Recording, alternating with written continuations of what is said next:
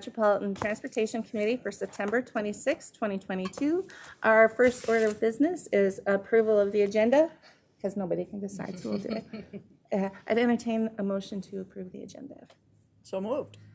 Moved by Councilmember Cummings. Is there a second? Seconded by Zarin. Second by Councilmember Zarin. Is there any other discussion?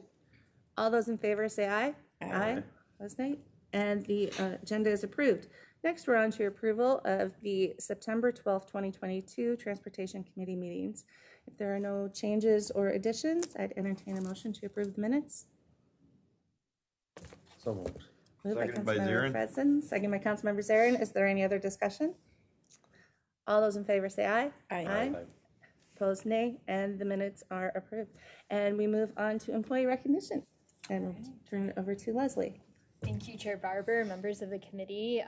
General Manager Koistra was unable to be here today, so I have the honor of being able to discuss our 4 bus maintenance technicians who are going to be recognized today.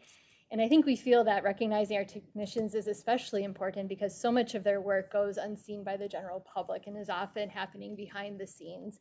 And yet it's so indispensable to the success of our system and really ensuring the reliability of our service. So it's really glad we could be here today, and thank you for the time. I'm actually going to hand it off to Bill Beck, who's going to introduce the people here to be recognized today. I hope Bill was aware he was going to do that. So if you could come forward and please introduce your technicians.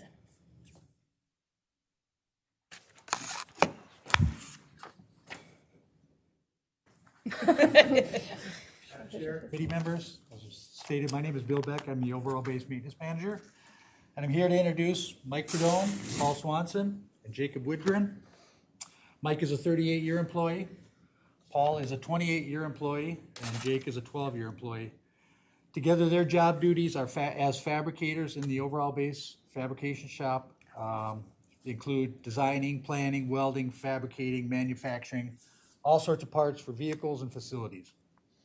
They work closely with most, if not all, Metro Transit departments. Each of these gentlemen are incredibly skilled, often starting with just an idea, seeing it in their mind's eye, and they can come up with a plan, identify the materials they need, and work through the project. Recently, so a couple things that they've done. Recently, they've been instrumental in building the brackets to reposition the farebox keyboard for the driver cockpit area. They were key in building and equipping the vaccine buses. And as we speak, they're working now to refurbish some of those, 2 of the vaccine buses. One is a maintenance training bus, and the other is an HR transportation marketing bus. They're also working with engineering facilities to build screens for the LRT stations, either to protect the glass or remove the glass completely. Their ingenuity, their initiative, attention to detail, and dedication to their craft is very much appreciated. And I want to thank them very much, and I'm glad that I was able to bring them up here and recognize them. Very good. Thank you. Chair Barber, we have one more person to be recognized, but this person's going to be introduced by Steve Kari.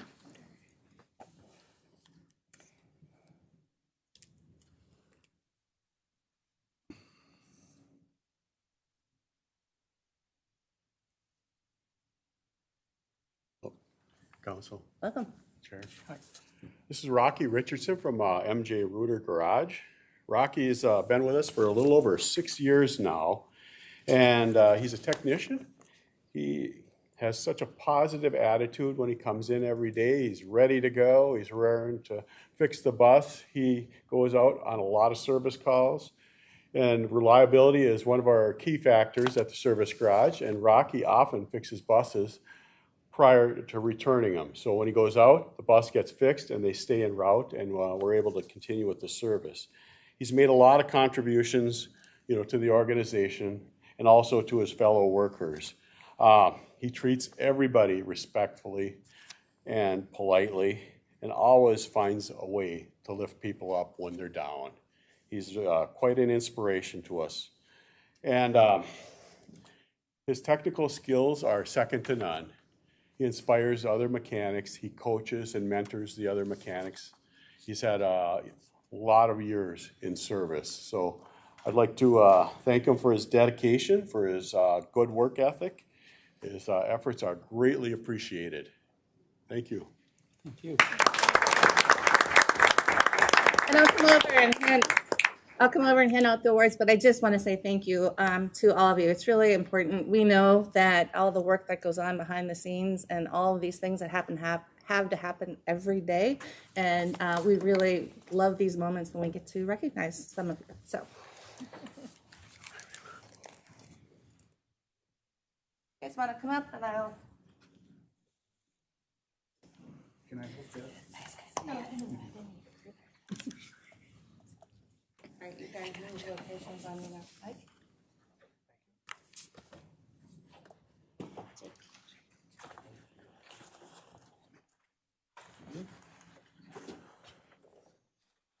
Thank you.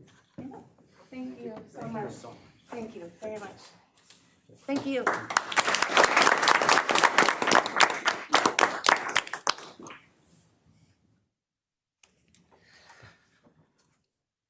All right, next we're on to reports, and the first one we have is MTS Director Carlson. Thank you, Madam Chair. Tonight, I'm actually going to defer to presentations. We have a number of info items that show how we're stewards of billions of dollars of assets, how we cooperatively and in close partnership invest hundreds of millions into our transportation systems, not just transit, but roads, non-motorized, and how we plan for our own system, from preservation and optimization, and a good lineup of information items tonight. Thank you. Any questions for? Yeah, and I would be happy to answer any questions on, not on that report, but on other items underway. Sure, Councilmember Cummings. Thank you, Madam Chair. Just a quick question. Do you have any data from the mobility hub, the Metro Mobility mini transit project that we're doing? There we go. Yeah, thank you, Madam Chair, Councilmember Cummings. I do not have an update on Metro Transit Micro at hand, but it's certainly something we can follow up on. Thank you. Thank you. Very good. All right. But at the next Transportation Committee meeting, Metro Transit is planning to provide our quarterly presentation where we provide a preview of the upcoming service changes and an update on our staffing and workforce work. So for today, I just wanted to note, though, that to reduce the risk to reliability of our service and due to our ongoing operator shortage, we are preparing to reduce service on some routes both in October and December. Right now, we remain about 60 operators short of what our ideal level would be for our current level of service, and about 300 operators short below where we would be with our 2022 budgeted levels. Unfortunately, we're really at a place we'd prefer to be adding service, but that's just not where our operator levels are allowing us to go right now. And in particular, I wanted to mention today that on October 15th, we're going to be reducing service on 7 contracted routes, and we're going to start communicating about that this week. So you may start getting questions or hearing about that before we're able to provide our broader presentation on October 10th. And then again, December 3rd is our quarterly service changes that, again, happen every quarter, more part of our standard schedule, but we'll, again, be reducing service at that point, too. So more to come on October 10th, but just wanted to make sure this committee was aware, since we are going to be communicating more broadly about those changes. Thank you. Thank you. Questions? Councilmember Chambliss. Thank you for that update, Leslie. I know this is, we've been getting these updates regularly, and I know for sure I appreciate those updates. We have a lot of constraints in terms of staffing in the metro area in the state of Minnesota, so I appreciate monitoring that closely. I am very curious. I understand that we have less than 2% unemployment rate in the state of Minnesota. If we could get information on what that number is for BIPOC communities, because that number tends to be higher. And that may be a pool that we can reach into if there are folks there looking for employment. Also, I think it would also be helpful to know what the qualifications that we have for bus drivers currently, and maybe how if there's any flexibility on looking at those qualifications to see if we can attract drivers that have good backgrounds, safe backgrounds, that might have an opportunity that they didn't have before based on our current profile. Thank you. Yeah. Yeah, thanks. All right, additional questions?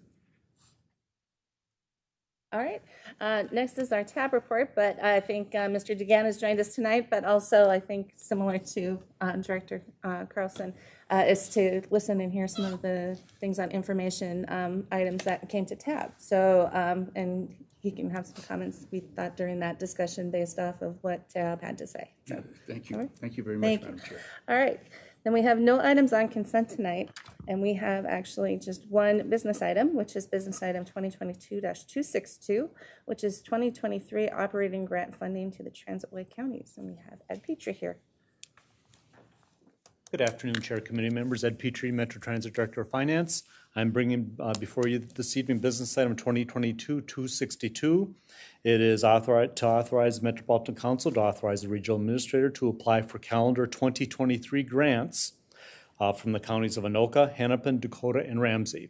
This is a standard process, a standard request that we bring forward every year. So this is basically the first step in the process. We're in the application stage right now. We will then apply for the grants with the respective counties. I will work with the counties. We'll go through a complete review process, answer any questions, make any modifications as necessary to the grants. Then we will then come back to the council, come back to you into the council sometime late November. Then request an approval then to enter into grant agreements with the counties. Then I'll work with the counties in legal, and we'll actually execute the grant agreements. This is for the operating agreements for the Metro Blue Line, which would be Hennepin County for estimated right now at approximately $14.9 million. It would be for the Metro Green Line, which would be a combination of both Hennepin County and Ramsey County funding, estimated right now at about $15.6 million. North Star Commuter Rail, which is a combination of Anoka and Hennepin County, for $6.1 million. And for the Metro Orange Line, BRT, which would be a combination of Hennepin and Dakota County for approximately $2.7 million. So, Madam Chair, as I stated, this is the beginning process. We will actually put the applications in. I'll work with the counties, answer any questions, make modifications as necessary, and then come back to you at a later point and then ask for approval to enter into the grant agreements. So with that, Madam Chair, I'd answer any questions. Thank you, Ed. Are there any questions from council members? Councilmember Sterner. Thank you, Chair. I just was wondering, where the red line is. Is that a different type of grant than an application system? Okay, Madam Chair, committee members, the red line is actually part of the Metro Transit bus operations. Okay. So we're not asking. Rather than the rail is what the key is. It's on the That rail, is not correct. the BRT. All right. Yeah, that's correct. Perfect. Absolutely. Additional questions or comments? All right, seeing here and hearing none, I'd entertain a motion to approve business item 2022-262. I would make that motion to approve it. Moved by Councilmember Sterner. Is there a second? Zarin seconds. Seconded by Councilmember Zarin. Is there any other discussion? All those in favor say aye. Aye. Opposed, nay. And the motion carries. Thank Great, you. thank Ed. you. And that being our only item of business, if without objection, I think that could go to council as a consent item. Very good. All right, we'll move on to our information items for the evening. Our first is the Transit Asset Management Plan. We have Han Tran here to present.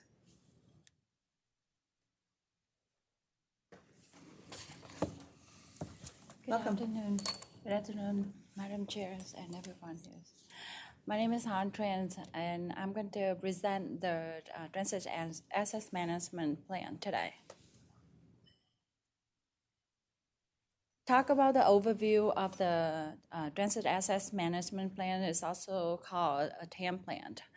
FDA require all recipient or the sub-recipient of the federal financial assistance under 49 U.S.C. Chapter 53 that own, operate, or manage capital assets used in the provision of public transportation must have a TAM plan.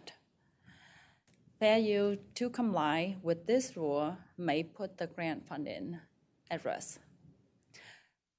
TAM plan recently has been reviewed with all the funding grant agreement application. the goal line, when we apply for it, and they did ask for where is our TAM plant. TAM plan must include the assets inventory, the condition assessment of the inventory assets, and a prioritized investment list to improve the state of good repair of capital assets. TAM plan will have to achieve and maintain the state of good repair. TAM plan also should support planning, budgeting, and communicate to the internal and external stakeholder. A portion of the TAM plan is the data. The data will have to report to the National Transit Database. It's called NTD. And the TAM plans is reviewed during the triennial review. The Met Council have one TAM plan. The suburban provider, Southwest MBTA's limit, can develop their own TAM plan, or they can join the group plan that's sponsored by the council. TAM plan requirement. The final rule was published in October 1st of 2016, and the first TAM plan was due in October 1st of 2018. And transit agency have to update their TAM plan in its entirety once every 4 years. There are two different tier of transit provider, Tier 1 and Tier 2. Our region have both Tier 1 and Tier 2. Met Council is Tier 1. MBTA also a Tier 1 non-rail operator. Southwest, Plymouth, and Maple Grove is a Tier 2 provider. And the definition of Tier 1 and Tier 2 is listed on the slide there. The Tier 2 obviously is the smaller provider, and Tier 1 is the rail operator or the bigger, the larger provider.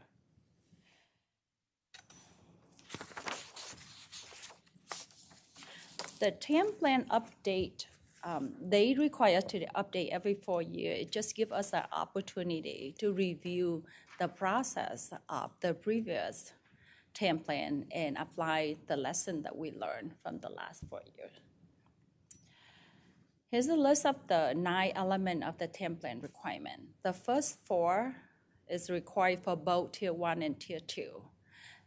They both have to have an inventory of assets, the condition assessment of the inventory assets, the description of the decision support tool, and the prioritized list of investment. The last 5 items is only applied for a Tier 1, a larger agency. So we are required to have a TAM and an HER policy, implementation strategy, the list of key annual activity, the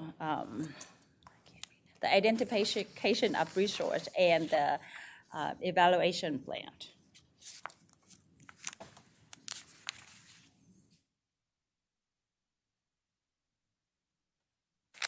State of good repair.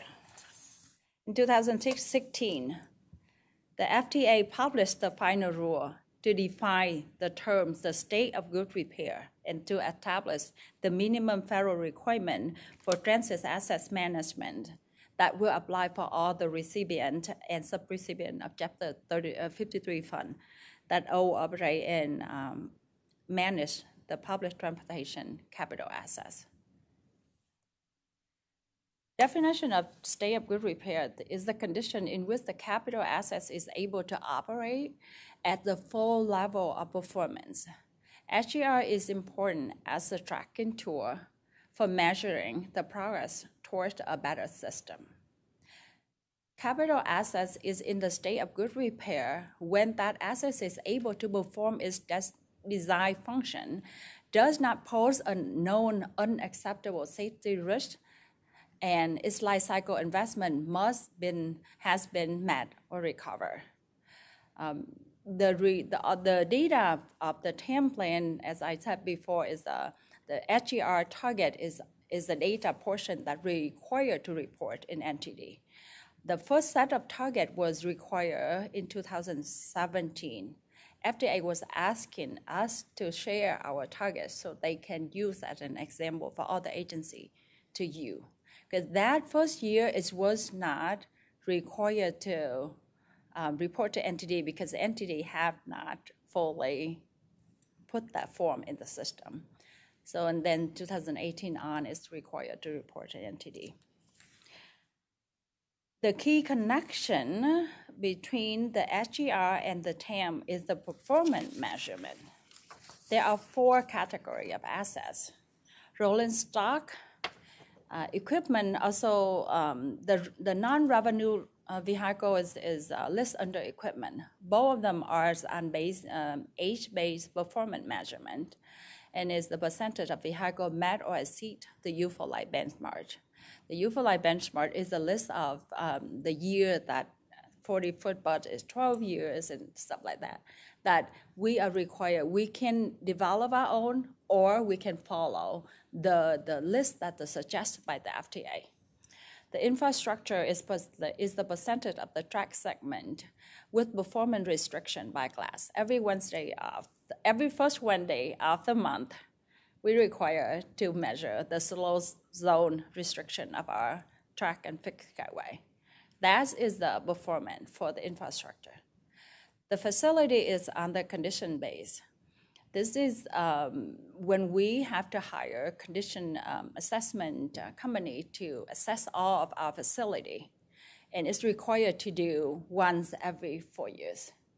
The first year is 20%, and then we can do all in one time, or we can chop it into 4 different years. And this have to be done renew every 4 years. And it's on the term scale. It's really specific on a book that the FDA published. And if the facility under a 3 will go into the backlog. So it's not qualified. It's not in the state of good repair. Here's a timeline of the TAM. As the final rule is public in October 2016. The final rule is published in July 12 of 2016, is effective October 1st of 2016. The state of good repair target, the first set of targets was due in January 1st of 2017, and then April 30th of every year. That's the due date of the NTD, and we have to report that into the NTD. The first TAM plan was done in October 1st of 2018, and is required to update every 4 years. Assets inventory and condition report also report in NTD. And the first time the FDA required us to report in NTD was October 30th of 2019, and the October 30th of every year after that. The narrative report is due October 1st of 2020 and annually thereafter that. Here's the Metro Transit and Met Council, Metro Transit and Metropolitan Transportation Service, MTS, TAM implementation. Here's the impact, the COVID impact over the last 4 years. COVID have a great impact on everybody. Every person, every business. When we're talking about transit asset management, we're talking about rolling stock, we're talking about facility, trackaways, all the equipment. Not a lot of people really focus on people, but our employees also are assets. Our customer also are assets, because the ridership is fall because we don't have customer ride the bus. It's a factor of revenue. It's a factor asset management. We don't have bus operator. So there's also a key impact. Now we don't have enough operator to run bus. COVID plays a big impact in that too. Metro Transit's Metropolitan Council currently research a future EAM, the Enterprise Asset Management System, to help us to do a better job on the managing our assets. In the last 4 years, we, as an asset management group, continue to update inventory, organize it all in a good keep it update in an assets database system. And we was able to use the facility condition assessment report since 2018, 2002, 2021. We use that first set of data to improve our CAB process. We also comply with all of the NTD reporting requirement annually since 2017 up until now. Any question? Thank you very much. Any questions?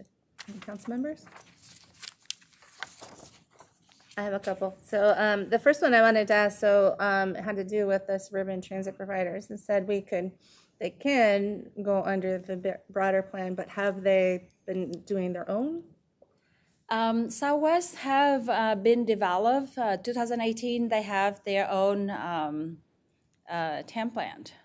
MBTA also have their own TAM plan in 2018. As of this morning, MBTA informed me that they will have their plan approved on Wednesday. Southwest last week was reached out to me, said that they will have their TAM plan approved last Thursday. So they will send us a copy of their TAM plan. And the group plans is also complete and under approval. Great. The other question I had, and I think I know the answer to this, but I'm going to ask it anyhow. So with under the MTS umbrella, I assume that's both contracted services and the Metro Mobility rolling stock. Is that true? Madam Chair, the MTS service is a part of the Met Council plan. Yes, the contracted services also were described in the TAM plan, and the METMO also described in the TAM plan. All right, thank you. All right, any Councilmember Chambliss? Yes, just one question about the useful life benchmark for the age of the equipment and the rolling stock. Are we using what the federal requirement is, or are we setting our own? We using based on the fleet replacement plan, the policy that has been adopted by the council. Okay. All right, any additional questions or comments? All right, thank you. Appreciate it. Next, we're on to our next information item, which is the regional solicitation funding scenarios, and we have Steve Peterson.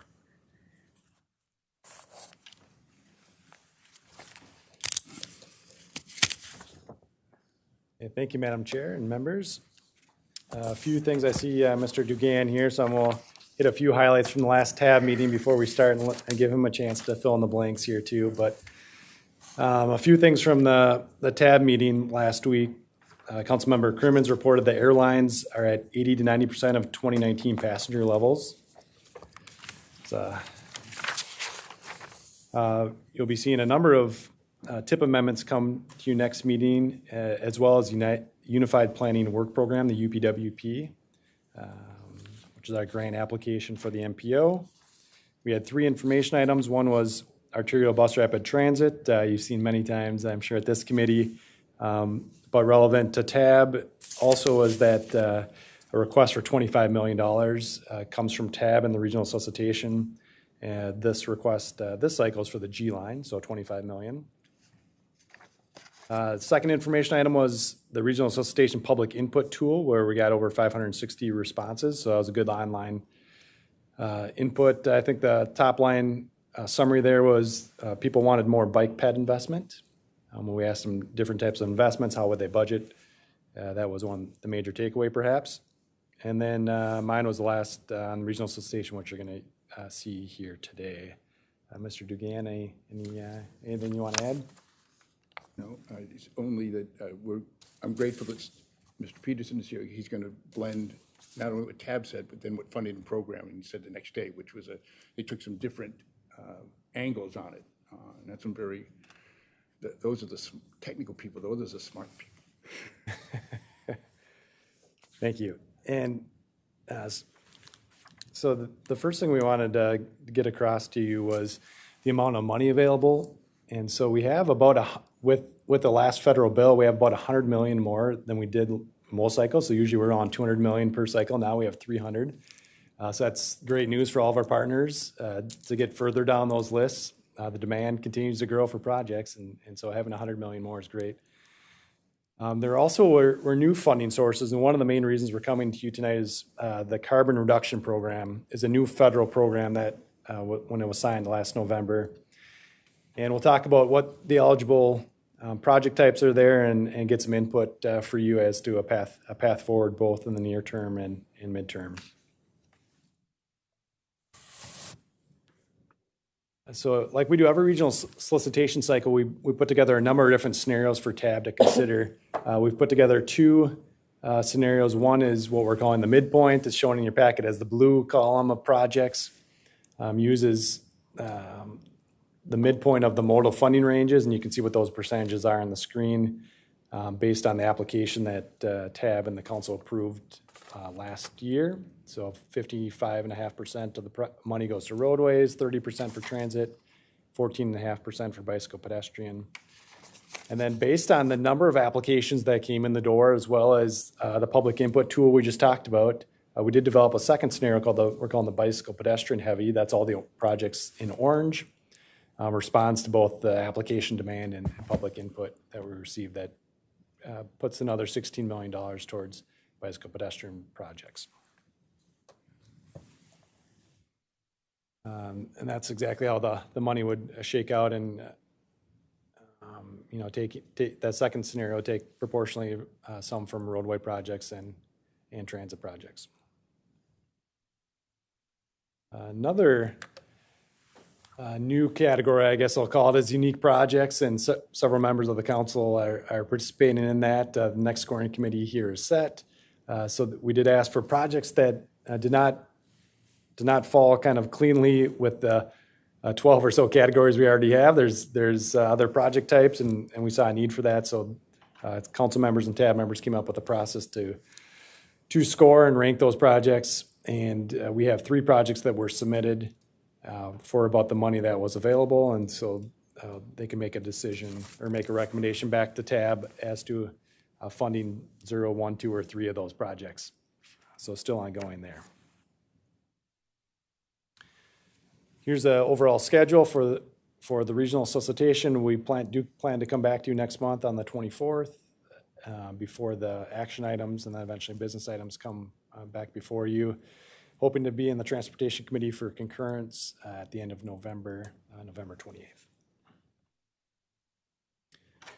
28th. So I want to maybe pause there and see if people have questions on the solicitation. Then really the main question we wanted to get at was the carbon reduction program. So. Councilmember Fredson.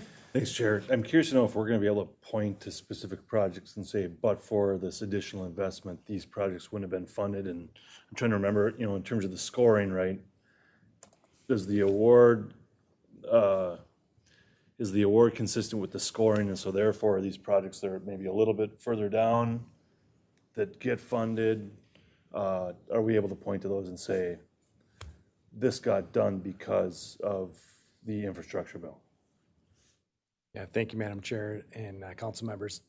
So we had a similar request at TAB, and we will provide that on the tables to show kind of where the funding lines approximately would have been with 200 million compared to 300 million.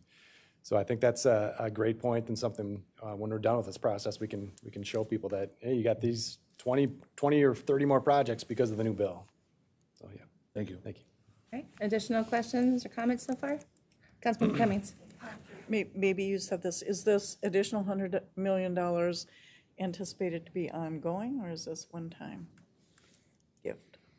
Yeah, gift, yes. Madam Chair and council members, some of it will be potentially ongoing.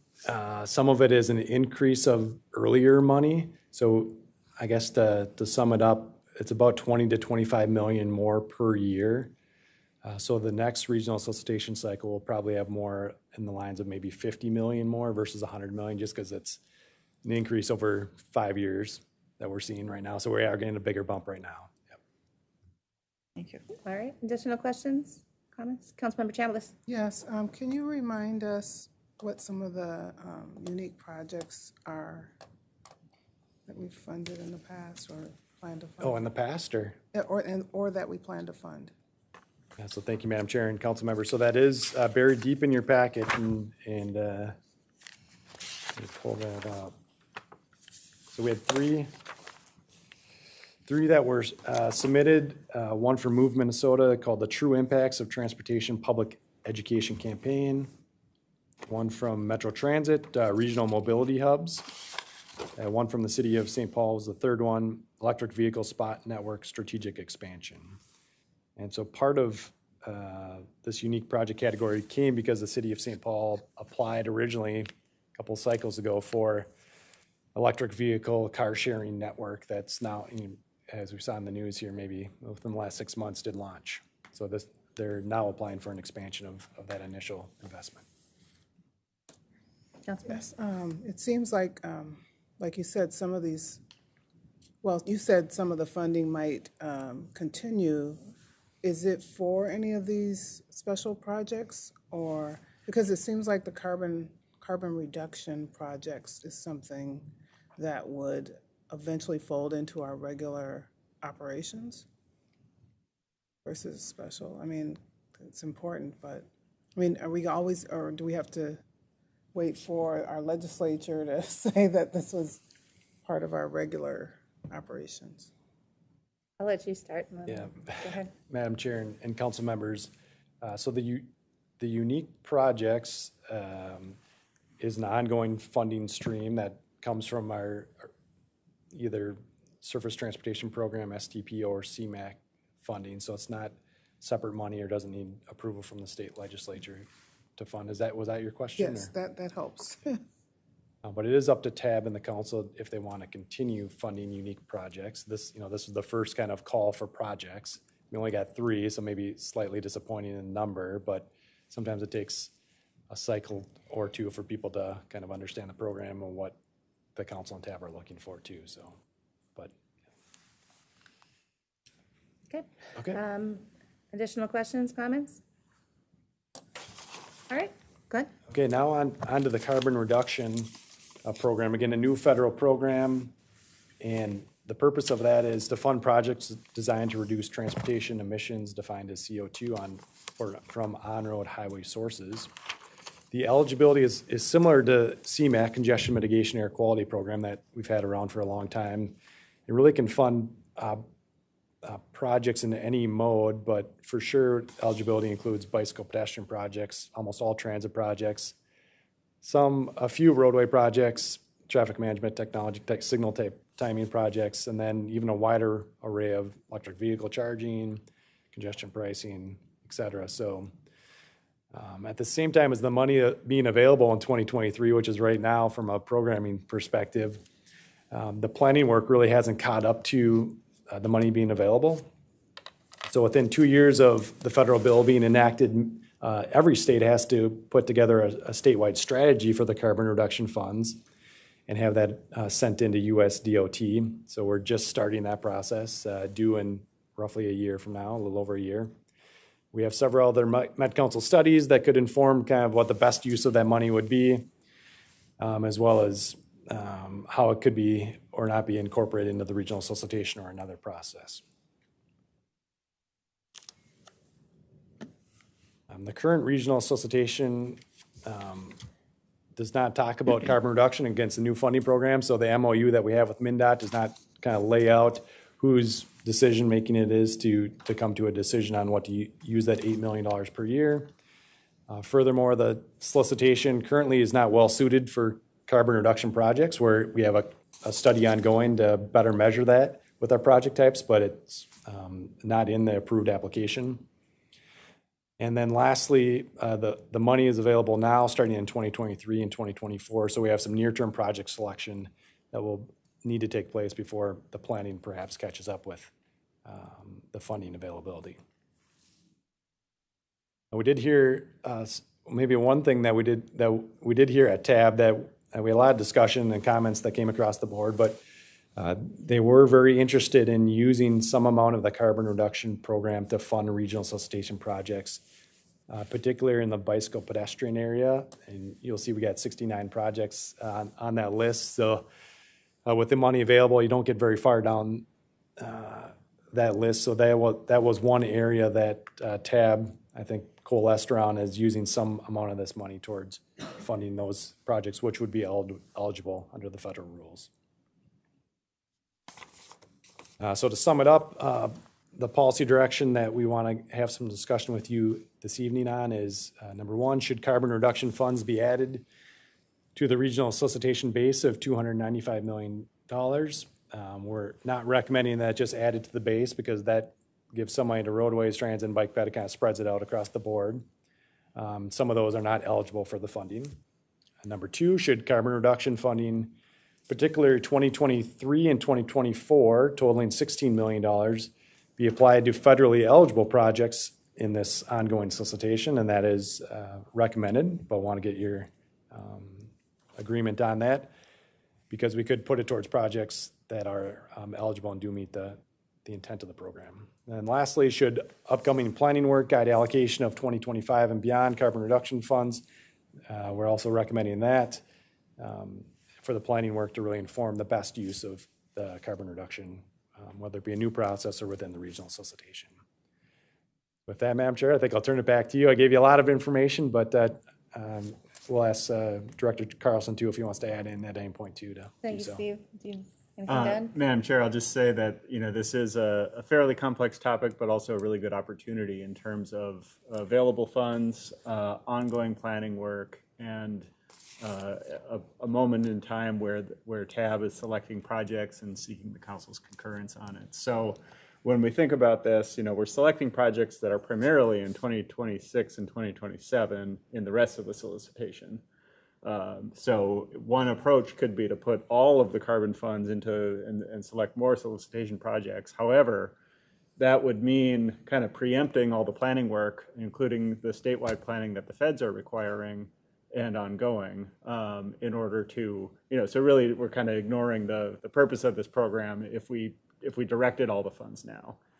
The opposite approach would be to not put any of these funds in. We want to do the planning work, we want to catch up, and then we'll select projects. However, in the next couple of years, that could mean not finding projects for these funds and perhaps turning them back in. And so we're not interested in doing that either. And so what's left and kind of the thrust of this recommendation is apply the near-term funds. We have a solicitation project slate lined up.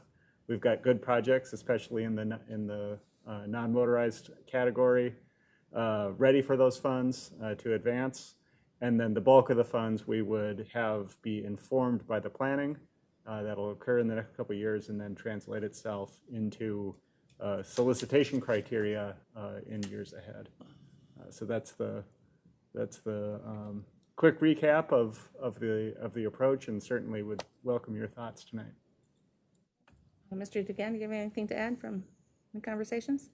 No, it's been very well explained, I think. The policy discussion, will be very interesting, and of course, I know Tab would love your input on which way to go. As Mr. Carlson pointed out, use it now when it's not quite what we're supposed to do with it, or take the chance, plan, and forfeit funds. So it's kind of a dilemma right now. And I would say the general consensus, I think, at TAB was to look at the 2023-24 funds, find a way to incorporate that with some of the projects that we have, knowing that we didn't ask for the greenhouse gas kind of carbon measures in their applications. But with that, allow the planning to continue. So further out, it's better defined and people know what they're applying with this money in mind. But actually coming up with a solution for the short term is really the complexity right now, I think. So, so first, are there any questions? Councilmember Sterner, yep, and then I'll go. Okay, yeah, I just had a question. Thank you, Chair. Looks like all the funding, the projects at Hennepin and Ramsey County were getting more funding based on their population, while the other 5 counties were getting less on a consistent basis. Can you maybe tell me about the formula or why that is? Yeah, thank you, Madam Chair and council members. It's, yeah, we have quite a bit of data on and it looks like you looked at it in the tables for how the money is distributed. And it's based on a competitive process, so there isn't a formula to distribute it. But one of, if you look back over the history of TAB, the last several cycles, one of the maybe last decisions or lenses that they put on is usually a geographic balance to make sure that funding is spread throughout the region, that everyone gets some level of investment. And I know that's, I'm guessing that will come up again this the cycle as well, but there is no formula that says this much should go to Hennepin or Washington or any county out there. It's a, you know, competitive process, and certainly some people put, as you can see, a lot of applications in, some people put only a few in. All right, thank you. Yeah, and just another to follow up on that, like for example, the last solicitation on roadway projects, all but Scott County had gotten some type of an award. And so that's what TAB decided to take one project that was the next line down to be able to do that and provide that balance. But then you take this time and Scott County submitted very few applications. I don't remember, but it was significantly lower than normal. So it's really depending on what comes into the regional solicitation, what people are applying for at the time too. So, All right, thank you, all Chair. right, Councilmember Chambliss, and then I'll go. Yeah, I'd just like to say that I approve what is recommended for number 2 and number 3. I think it was very well explained. We can start out with funding the near-term projects that we've already, kind of got in the pipeline, and then have time to develop the criteria in the regional solicitation plan, and then also have TAB help with the vetting process before it comes to us is fine with me. Mr. Dugan. Yes, thank you, Madam Chair, council members. If I could add to the geographic balance a little bit from my perspective, or Madam Chair's, the TAB is made up, as you know, it's 34 members, primarily elected officials. There's 9 citizen reps and a couple Modal reps. Yeah. Motor reps, bike, ped, bus. And there's a certain culture already built into the system with the county and city members that we want good governance toward the entire metro. So that always, it seems to facilitate, well, what to say if Scott or Anoka County didn't get something, let's find out a way, so that we're all in this together. And that has been certainly directed by the chair, and then also the chair of TAB, Jim Hovland, Mayor of Edina. And then in regard to, Steve, what was the, right before that on funding? Carbon reduction plans, Madam Vice Chair. There was also some favorability towards expanding, awarding that in the bike ped because of the sheer number of applications. I think there were, how many, Steve? 69. 169. Just 69. 69. Yep. Yeah, so that was certainly looked at. Thank you, Madam Chair. Thank you. Additional comments, questions? I think we'd like to hear a little bit, not just to that particular thing, not only find a way to use the funds in the short term, but should we provide TAB with some guidance as where to direct those funds? And what's the kind of the will of the committee?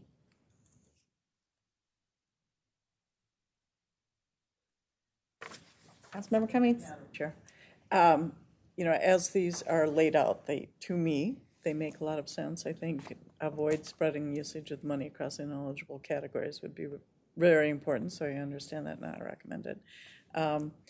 I think, as you know, TAB it's a big group, and there's lots of input, and the conversations are ongoing. It's hard for me to understand exactly what this sort of diversification of the funds would mean, but so I rely on the recommendations that the committee has made. I think that the number of bike ped initiatives at 69 is a reflection of, is an important number and an important input on where these funds are going to be used. So I think that making sure that funding goes in that direction, or some portion of the funding goes in that way, is reflects the needs and the interests of the region. So I think that's really important. And then I also agree with number 3, allowing for 25, 26, 27 to be distributed when there's more time to plan and figure out how to use these funds in the most effective manner. But it's challenging, but this is great, and that there's even the carbon reduction discussion going on, I think is super important, and I'm glad to see that. So thank you for this. And thank you. It's not every day we get to have a conversation of we got something extra and how can we Right. use it. So we're going to, that's why we want to put some thought to it to make sure that we're all in consensus how that might go. All right, any other additional questions or comments from council members? Anything? Madam Chair, just to emphasize that point a little bit. So these funds are additional funds that come to the MPO, so they come to the council as the region. They don't, we work with TAB to allocate different funds to different sources. But I think it's important in this conversation to recognize that these are coming to the council, and the council is then directing the use of these funds. And I think it's possible to do that, without a formal action to do so because of the nature of how we engage with TAB. But I think it is worth keeping in mind that this is really the council's direction to TAB in the use of these funds in the near term, as we work to incorporate these funds into solicitation processes more directly down the road. That's helpful. Thank you. Yeah, thank you. All right, any other discussion? Councilmember Fredson? I would just, thank you, Chair. I just say it makes sense to me, and I think it's encouraging that all of these communities are seeking more resources for bike and ped projects. And, I think that even today, proposed projects are controversial and you watch city councils struggle to navigate the politics of them. So it just, I think, illustrates the strong support for more bike and ped projects. And ultimately, in terms of carbon reduction, getting people walking and rolling, is going to be a huge piece of it. So thanks. Thank you. Anyone else? I saw your hand up, sorry. No. All right, so are you comfortable with sort of what you've heard? And Yeah, Madam Chair, so I believe the next steps, based on tonight, we would start bringing options for the carbon reduction. That will start next week at TAC. So then there'll be really 2 meetings of each group, and when we come back to this group on October 24th, we'll show you a variety of options, so you can kind of see, okay, what does that mean for projects? How far do we get down the list? And it'll become a little more maybe tangible. I would just request that, similar as Councilmember Fredson mentioned with the infrastructure bill, to have a way to highlight the projects that were added with this money. I think that would be helpful. Great idea. And moreover, Madam Chair, we might also even have TAB select them as a separate action, so that it's clear that it's separate from the base solicitation with the project selection. That will make it clear. All right, anything else? All right, thank you, Steve. All right, on to our last information item. It's the 2023 to 2028 CIP presentation, and we have Nick Thompson, Ed Petrie, and Nick Hendrickson here.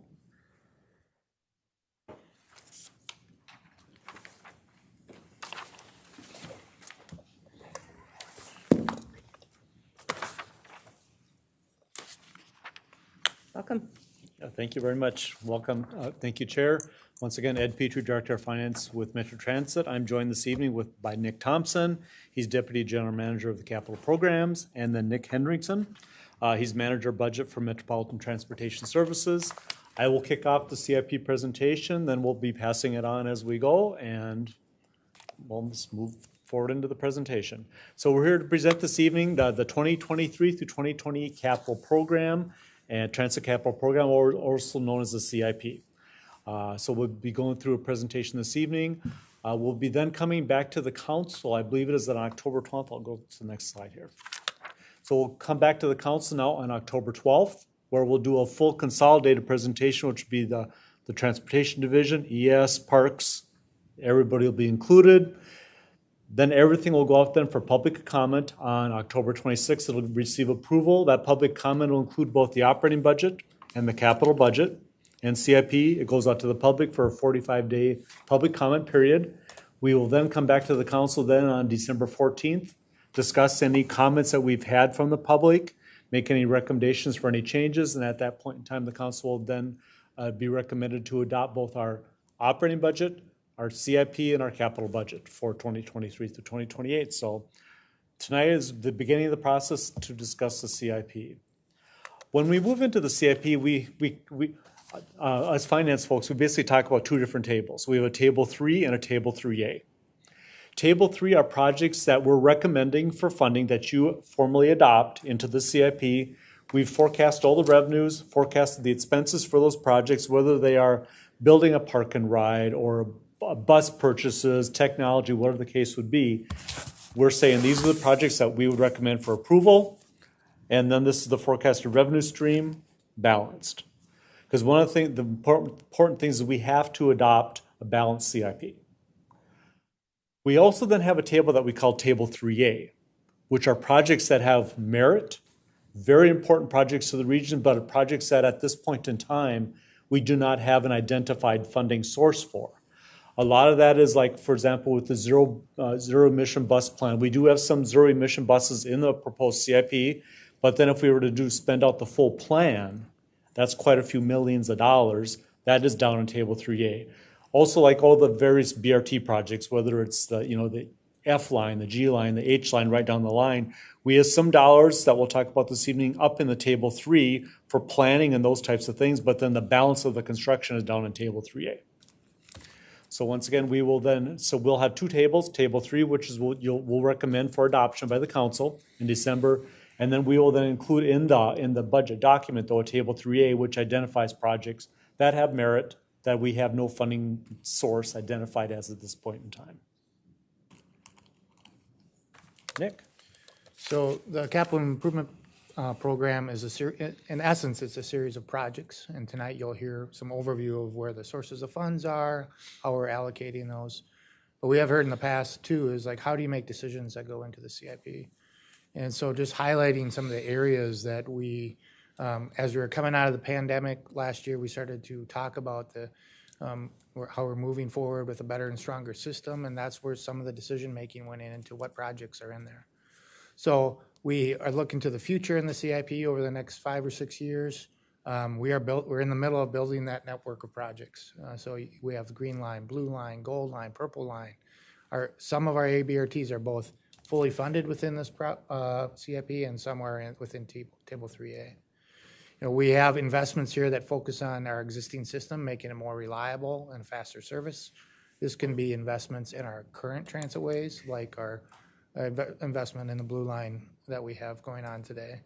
And also our fleet. A lot of the CIP is our fleet and overhaul and maintenance of that fleet in state of good repair. And we are starting to have an aging bridge infrastructure that is supporting our transitway, so some investment there.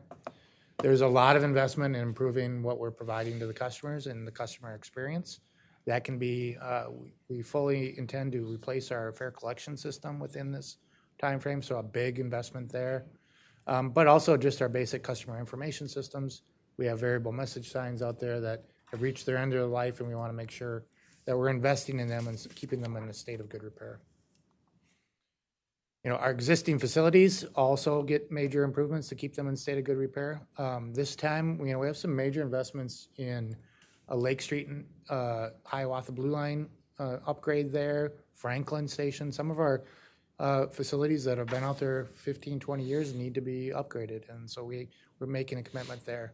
Safety's been our key priority, so more lighting, more cameras, more emergency call systems throughout our network, both on our transitways and then maintaining those that are out there already. We definitely want to invest in our workplace and where our employees work too. So we have a program of investments in our existing customer support facilities.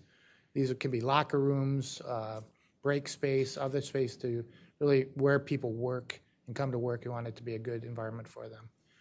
Including this facility itself, this building that we're in, the Haywood campus, it's built in the 80s. It needs a lot of work, and so that's in this CIP to do some major renovations to this building.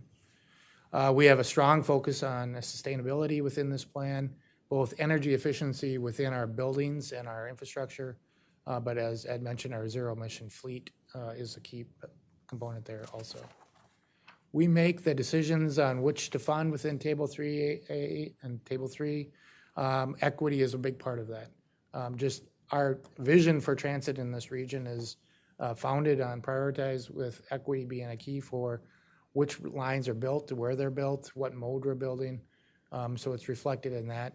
Maintaining our facilities is an investment, we feel, in equity.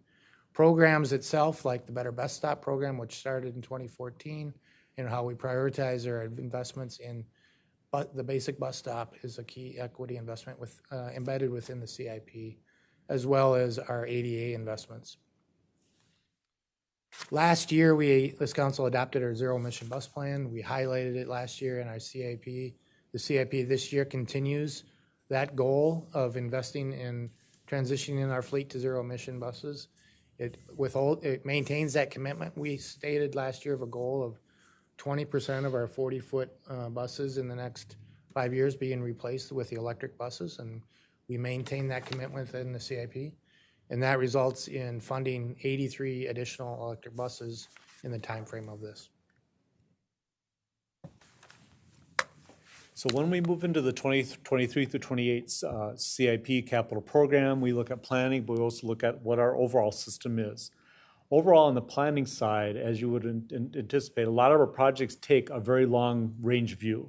For example, if you're going to build, for example, a bus garage, it takes planning, then you go through all the work until you can finally get it constructed. It could be many, many years. Perfect example is bus procurements. If we want to purchase buses, they could take anywhere from 12 to 24 months before we actually get the buses in the door. Like I mentioned, major construction projects like garages, transitways have multi-years of planning. So within the CIP, we'll have, for example, for a transitway, if we approve it, but it'll have multi-years of spending for that project because it takes a long time to build these items. The fourth bullet point, though, is what's really, really important. When we adopt the CIP, when the council adopts the CIP, you've seen us come forward every quarter then with a quarterly budget amendment. We will move projects from the CIP into the capital budget only after funding has been secured. So that is one of the cornerstones of the financial cornerstones, the fact is that we can plan, but we have to wait until funding becomes available. When it becomes available, we will then move it into the capital budget. And as we've talked about previously too, the funding can have many multiple sources. Various types of federal revenue, various types of local revenue, county contributions, all those different types of funding sources. System size, we have over 1,000 regular route contracted buses. One of the things that Nick is going to talk about this evening is Metro Mobility. As we've talked about historically, Metro Mobility is significantly growing. They'll grow from about just over 600 buses to just under 900 buses during this CIP plan. Suburban providers have about 338 buses. Our plan includes over 1,100 customer shelters, 16 support facilities, 41 rail platforms, and 61 parking structures and parking lots. So when we talk about the overall CIP parameters and the dollar amount, the overall CIP is just over $3 billion, with a B, $3 billion, which includes all the transitway developments, like all the light rails, like the blue and the green line extensions. If you back those out and just get back to the base system, the base system is still at $1.4 billion during this 6-year period. As Nick talked about, our focus is on safety, asset preservation, as Han talked about this evening, and state of good repair and long-term capital maintenance. The system includes not only Metro Transit, so in the $3 billion or the $1.4 billion, it includes Metro Transit, Metropolitan Transportation Services, and the suburban transit providers. So it's the regional transportation division. And we're also, as we're working on the CIP, we're reviewing the travel behavior changes that we're seeing as we're coming out of COVID. Because one of the things that we're seeing is that customers' travel patterns are changing. They're not working 5 days a week in downtown Minneapolis. They're doing telework and those types of arrangements. So we're trying to be reactive in our CIP with what our capital needs are with what we're seeing with travel behavior. Revenue sources, as we talked about, the overall revenue sources, first of all, it includes regional transit capital. As you are aware, that we go to the legislature every 2 years and get authority from the legislature so we can issue regional transit capital bonds. Those bonds are backed by real estate taxes. We have to get that authority, though, from the legislature. Those funds are necessary because with the federal dollars, when we receive the federal dollars every year in from the federal government, they require a local match. Generally, those dollars are spent on an 80-20 split, 80% federal, 20% local. Local could be regional transit capital, it could be state money, it could be county funds. But for example, our major portion within like the bus system, we use Regional Transit Capital as our local match. The revenue sources also include New Starts funding, Small Starts funding for like the blue and green line extensions, and then the Small Starts for the various BRT programs. The federal dollars reflect MAP 21 requirements, as Han talked about earlier this evening. The funding also includes all the various federal dollars, the 5307 formula, 5337 state of good repair for both bus and rail, 5339 bus and bus facilities. As you are aware, we did receive additional federal funds of about $28 million a year through the Bipartisan Infrastructure Act. So that is programmed into this. And then we also then receive funds through the federal regional solicitation. Usually it's CMAQ type dollars that we do receive. So our priorities within the CIP that we'll talk about is, first of all, maintaining our current system. We talked about maintaining it into a state of good repair, replacing all of our vehicles according to the fleet plans, maintain and repair our existing facilities, various transit improvements, and we'll also be focusing on meeting the metro mobility demand. On the building of the transitways and expanding the items that are included in there that include, as we talked about, the Metro Green Line extension, the completion of that project, the building of the Metro Blue Line extension, various bus rapid and ABRT transit programs. We do have some expansion vehicles in there. The bus electrification program that Nick talked about, the completion of the North Loop Minneapolis Bus Garage. We do have some dollars for support and customer facilities and for technology. So now we'll move into the fun part of the presentation this evening, which is the numbers. So this is the overall chart. First of all, as I talked about, our overall CIP is $3.02 billion. It's made up of transitways. That the biggest piece is about $1.7 billion. We have fleet, the next piece, biggest category, which is $873 million, then dollars for facilities, and then for other costs, which would be like technology type costs, of about $184 million. One of the things I do want to point out, though, also within this period of time, we will not only have the planned $3.02 billion, but we currently have authorized in the capital program that the council has already authorized previously, brought dollars from the CIP into the capital program. We will still spend out $1.8 billion during this six-year period of time for dollars that are currently authorized in the bank and ready to go. We'll spend those dollars out during this six-year period of time. The overall program revenues, it's mainly heavy. It's heavy with, like we talked about, federal formula dollars. We have federal, which a lot of that would be, for example, full funding grant agreements and our federal formula. We have funding coming in from the local counties. Regional Transit Capital, which we talked about, that gives us the legislative authority from the legislature to issue that bonding to match the federal dollars. That's about 12% of our program. We have the CMAQ, the Federal Regional Solicitation, about 5% of our program, or $158 million. And then we have some various state funds that are in either our expansion programs like the LRT or some of the BRT programs. The next category we look at is both uses by category, uses by objective. So if you look on the left-hand side, the uses by category, the biggest piece within the $3 billion would be transitways. The next biggest piece would be fleet. $873 million would be a replacement of fleet during this six-year period of time. Then we have dollars in here for technology, customer facilities, and our support facilities. When you look at the uses by objectives, we have our transitways, but then the next big piece, which is $1.1 billion, is preservation. That's preservation of our base system. What we have in place today, we're going to spend just over $1 billion during this CIP cycle, maintaining those assets into a state of good repair. So now if we just strip out the blue line and the green line extension, as I talked about, then we're left with $1.4 billion in our base system. It's made up of the same types of funds. We have our federal formula, regional solicitation, which would be CMAQ, our regional transit capital, which is led through the legislature for our bonding authority to match the federal dollars, and we do have some state dollars. One of the changes you're going to see here, though, is if you look at that $1.4 billion, once you've taken out blue and green line extension, if you look on the use on the left-hand side, it's predominantly fleet.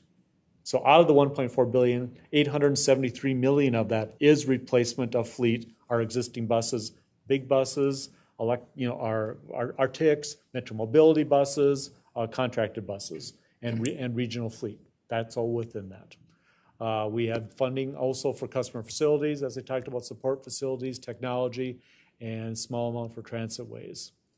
On the uses, predominantly preservation. 79% of what we'll spend is preserving our current system, and then we have 3% which is preserving our current transit ways. So basically 82%, or 4/5 of what we're going to be spending, is preservation of our current assets, as Han talked about this evening, maintaining our assets into a state of good repair. Down to Nick.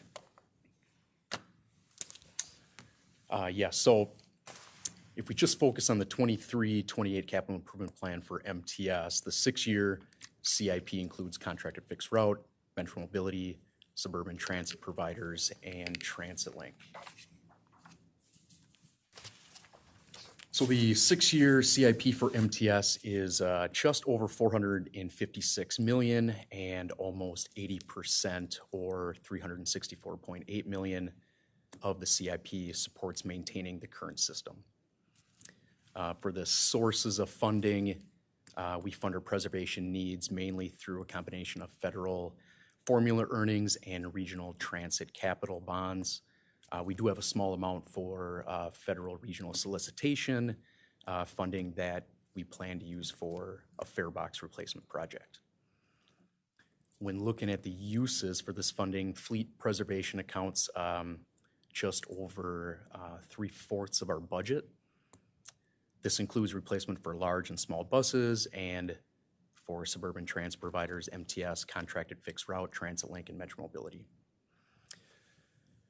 We got $41 million for technology, and nearly all of that is used for on-bus technology or the fleet systems that we have to maintain. $33.2 million in the other categories for suburban transit providers, federal formula earnings that they program based on their own local priorities. And we also have $6 million in facilities, which is additional suburban transit provider capital requests.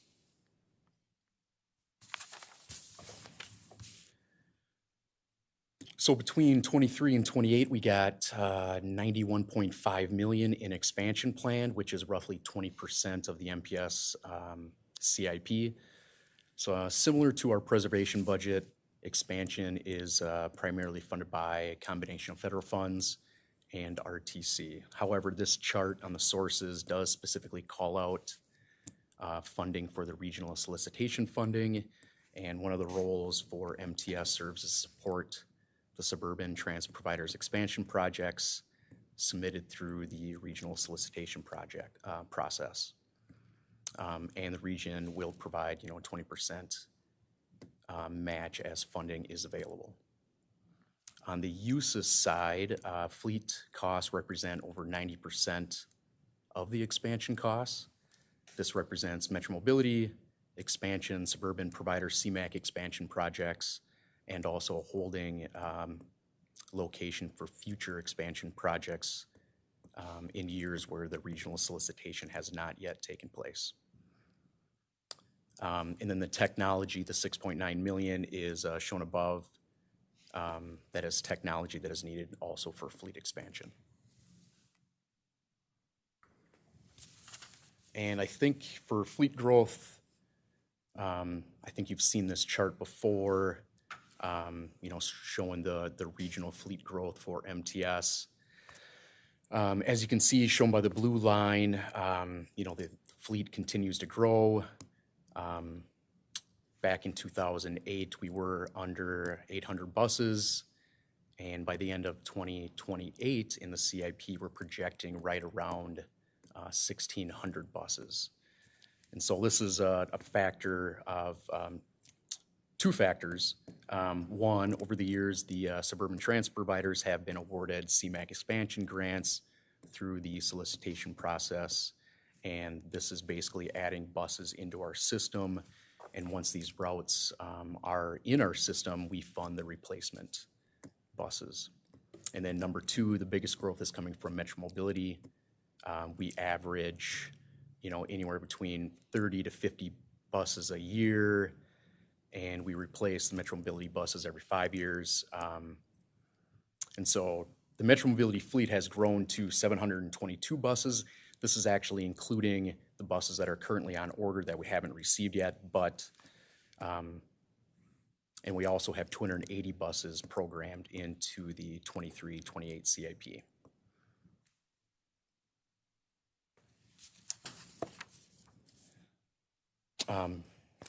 As a reminder, the Metro Mobility forecasted funding starts in state fiscal year 2026.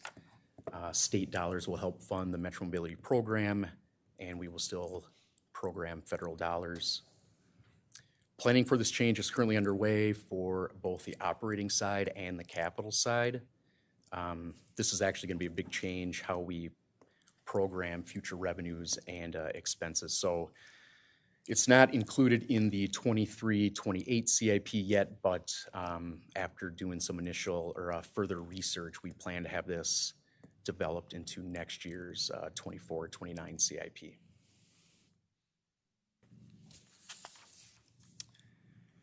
And also in the MTS CIP, we do include the suburban transit providers. We currently have over 131 programmed for the suburban providers.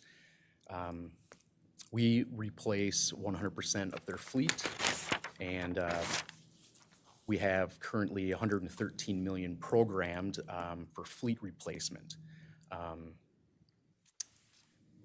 Programming for each individual agency kind of, ebbs and flows over the years, but their replacement schedule is the same as the council's fleet replacement schedule. We also match federal grants. So any of the grants that the suburban transit providers are awarded through TAB, the council is providing a local 20% match. There's also federal competitive programs that suburban transit providers apply for, and oftentimes we provide the 20% match on those as well. Additionally, we have 33 million programmed for the suburban transit providers in federal formula earnings. So every year, all the providers in the region enter statistical data about their service, and then it comes out, kind of a formula. And what the council does is basically keep the federal dollars and then provide non-federal funding in lieu of the federal dollars to make the process easier for the suburban transit providers. And then they program those dollars based on local priorities, and we pass those funds to them via grant agreements. So of the $456 million CIP, $131 million is programmed for the suburban transit providers, plus their additional federal formula earnings. And with that, I can turn it back to Ed. Okay, moving on, Chair Committee members. For the Metro Transit portion of the CIP, it includes the Metro Transit, the large bus, the Metro Blue, the existing Metro Blue and Green lines, North Star Commuter Rail, our Metro Blue and Green extension programs, the arterial bus rapid transit, the BE, F, G, and H lines, as you can see, and then the BRT lines, which would include both the gold and the purple. So that is the Metro Transit portion of the CIP. Overall, on the 23 through 28 period, we have just over $783 million of the proposed CIP is for Metro Transit preservation, mainly as consistent with what Nick's presentation also showed. For federal formula and federal regional solicitation makes up about 76% of it, with 24% of it being the local match, which would be RTC and state. On the use side, mainly, it's predominated by fleet. 64% of our spend will be on fleet. And then we have facilities, technology, and then other costs, which would include, for example, the new fare collection system that we have budgeted. We plan to replace just over 340 buses during this period of time, which would include a combination of standards, articulated buses, some electric buses, and some coach buses. Working on support facility repair, energy enhancements for our support facilities, public facilities repairs, focus on ADA facilities, ADA repairs, and also signage improvements, and as I talked about, some technology updates. But overall, the preservation for Metro Transit is just over $783 million. On the expansion, it's just over $53 million. Same combination of federal and RTC match. Predominated, this one is mainly spending on the facilities. This includes both the Green Line OMF facility in St. Paul, the expansion of that facility, and also some expansion of some tail track with North Star. So basically, it's adding additional tail track before you come from the building to get onto the BNSF line. So it's building that tail track on. We also have some small amounts in there for fleet and for technology, and with a focus on, once again, bus and rail infrastructure, non-rev equipment, and improvements to customers' facilities and support facilities. But our expansion is about $53 million. The big piece of the Metro Transit portion is about $1.7 billion, as we've previously talked about. That is the dollars that we're spending on the transitways. You can see it's a combination of the various funds, which is federal formula, we have regional solicitation, we have local money, county funds in there, and state monies. But where we're going to spend the $1.7 billion is the Metro Blue Line extension. So one of the things I want to point out here is you'll look at these numbers and you're like, well, I thought the projects were bigger than this. Well, this is focusing on the proposed CIP during this 6-year period of time. Some of these projects would have already spent previously prior to this period of time and been brought into the capital budget, or may fall outside of the period after 2028 and finish themselves out. But we're planning during this 6-year period of time spending $1.275 billion on the Blue Line extension, finishing the Green Line extension with just over $330 million spent.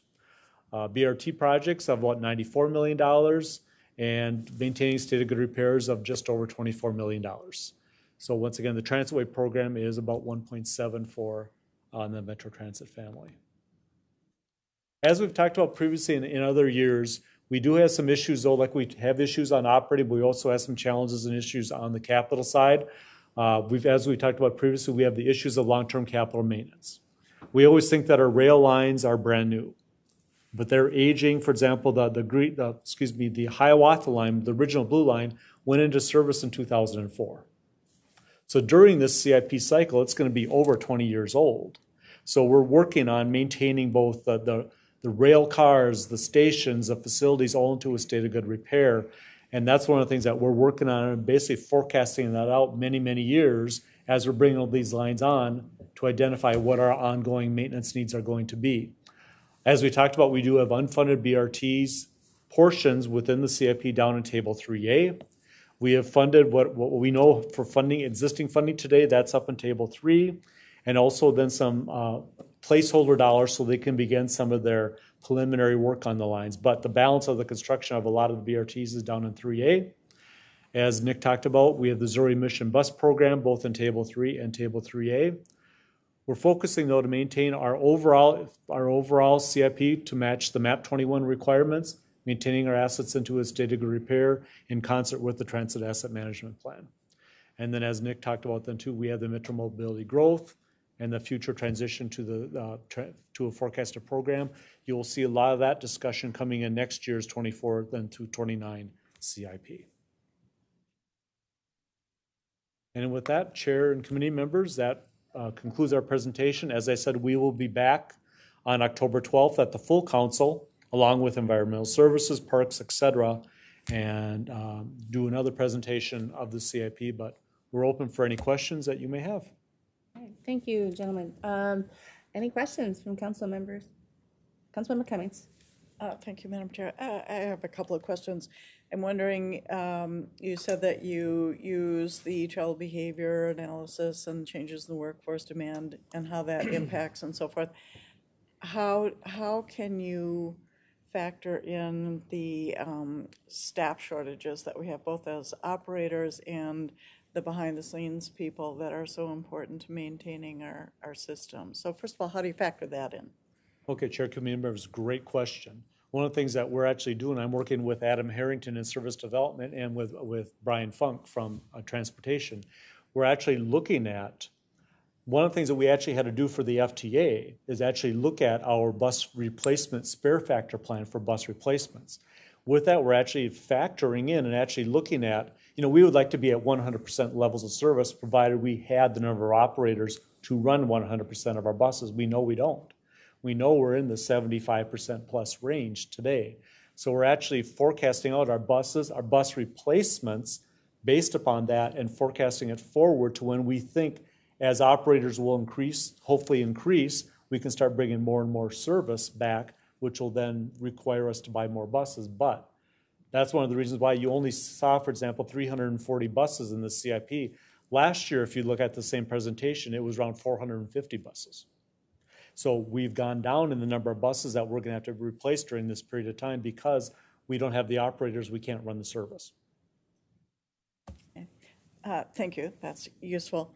And then is the scheduled replacement, is that based on age or miles or both? Because I would think also in addition to the shortage and our cutting back on routes, that COVID and our non-operating idled so many, was that I understand the number decrease versus what we would have seen a year ago, but is it dramatically different that we were able to stretch out the useful life of the buses that we do have because they weren't used? Chair, committee member, great question.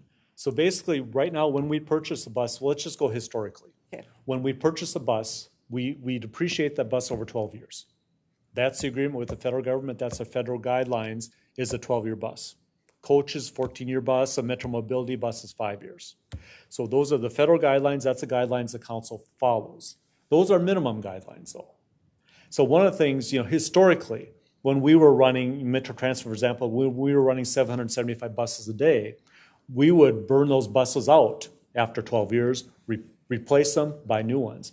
What we're finding today, though, is the perfect example what you're stating is the fact is that we're not running the buses as many miles. So that 12-year bus that we historically had, for depreciation guidelines, the agreement with the federal government, we will still continue to depreciate it over the 12 years. But we may choose to run that bus, which we are doing within the 6-year period, may run that bus 13, 14 years because even though it's depreciated out per the federal guidelines, it still hasn't run as many miles of service as what you would anticipate under a normal 12-year bus. So it still has, let's say, life left in it, so we can run that bus 13 and 14 years, which has contributed to us not having to buy as many buses during the CIP period, which then allowed us then to put other dollars into investments, whether it's fare collection or those types of items. So yeah, it's a tough balance that we're in right now. Yes, that's really helpful. Thank you for that. Thank you very much. Good question. Madam Chair, members following up, this reduction in bus replacement is in a sense, is one opportunity that's come out of COVID that is allowing us to invest some major investments in things that we've wanted to, like the fare replacement. That's a big ticket, one-time cost. $35 million. That we would not have been able to get to. So there, it's one silver lining. It's hard to find silver linings in it, but we don't have any replacement buses next year. That frees up that capital, and we're going to invest that in other priorities. So it's allowing us. There is some good that's come out of that one. Okay, Councilmember Fredson. Thanks, Chair. So I know the Riverview corridor is like Riverview project is years out. I shouldn't be alarmed that I'm not seeing Riverview in the capital plan even through 2028. Madam Chair, Councilmember, yes, that's correct. That is still a county-led project, has not received any capital funding yet. As soon as there's a funding path and it gets within a CIP cycle, we'll be adding that in. And that has been the pattern we followed with all our transferways. So it's not ripe yet in terms of this process. Thanks. Okay, additional questions, comments? Councilmember Sterner. Well, hi, thanks. Just kind of going back to the bus and transportation, but like with electric buses usually require less technology over time with it. So I'm wondering if that's going to help a little bit. And on the other side, I'm seeing the metropolitan transportation where we're growing a lot more, buses. And do we see that either changing or other ways we can plateau that a little bit, or just between an aging population and things like that are going to continue to make this escalate as we go forward? Madam Chair, Councilmember, I'll take the electric bus portion of that. I think that it's still an unknown how that will change our maintenance needs for buses and the life of the electric bus. And so for now, we're not recognizing savings yet from it, but it doesn't mean they won't occur. It's just too early in our learnings of operating electric buses to know how we should change our capital programming around their maintenance needs or replacement needs. But that's clearly one of the benefits we hope to achieve. Yeah, Madam Chair. The slide that I had shown was for Metro, or for MTS. And the main driver was basically Metro Mobility. And so the reason why we keep, going up in that chart is mainly due to, ridership demand and meeting, state and federal mandates. Okay, and just to follow, so we don't see that, the ridership demand going down or leveling off. It's through time, right? Either through health or larger buses. It's just with our aging population, you feel that trend will continue to grow like that? That's what I would anticipate, unless. Yeah, Madam Chair, Councilmember Sterner, I'd say absolutely. We're seeing demand rebound, and then the long-term projection, I think absolutely that it puts us back on that growth trajectory. On the Metro Mobility service, where we leveled off across a lot of 2021, around 80% of pre-COVID, so quite a bit higher than fixed route service, and now we're seeing demand grow as well. Post Labor Day, it's actually grown a bit. We'll report on this in a future ridership report, but we're seeing that demand recover and continue to grow, and it's at least for the moment, we're anticipating that pre-COVID growth level going into the future from a CIP perspective. Thank you. Complete. And Chair, committee members, I'll add on the Metro Transit large bus. As I had mentioned earlier, we're working with the FTA and actually laying out a plan through year 2025, which is saying where we are today with our buses, where we anticipate operator hiring to happen, and how we think we're going to come through and come back with our system. This is something that the FTA is working with every transit agency, large bus transit agency across the United States. So the problem that challenges we're seeing, they're also seeing the same challenge. So they're working with every agency to get this forecast of what we anticipate is going to happen. This is a forecast, though, that is something that we will update one to two times per year and update it with the FTA. Because as we all know, a forecast is only as good as what the forecast is. It always changes. So for example, as operator hiring improves or doesn't improve, that will impact the forecast. That will impact the buses that we need and our replacement cycle. So it's an iterative, it's like taxes, something that always is going to change that we have to keep an eye on. Yeah. Again, additional questions, comments? All right, I got one question. So we've obviously had to add on some contracted services, because of the workforce shortage. So how does that, if that's a long-term trend, because that goes through MTS versus Metro Transit, how will the plan, is the plan easily adjustable to account for something like that? Yeah, Madam Chair, Go ahead. I guess, we can adjust the capital assignment of fleet and then replacement cycle in the budget. We've done that, I think, we've moved routes back and forth over time and moved capital back and forth to match that. So I think that's a pretty straightforward process that we have. And Chair, also, but as like I'd mentioned, we have this 2025-year plan that we're working through year 2025. As we're adjusting service between us and contracted, that is one of the factors in there also. That will then flux within the plan. Good, thank you. All right, Councilmember Cummings. Thank you. Just a final comment. Thank you for this. It's, as you know, it's very complicated and interrelated, and you do a wonderful job, all three of you, in sort of giving it to us in digestible chunks of information, because it all is interrelated, and how one affects the other and our current situation and all of that, and it's all forecasting and hoping and looking back and so forth. But anyway, you do a great job, and it really is helpful to understanding how this fits. It's a lot of money, and so I really appreciate that you're able to sort of help us understand that, all the complexities of it. So thank you. Thank you. All right, anything else? And I echo everything Councilmember Cummings just said, so thank you all. All right. Okay, that concludes our business for the evening, and so I'd entertain a motion to adjourn. Second by Councilmember Channelis. All in favor, say aye. Opposed? And we are adjourned.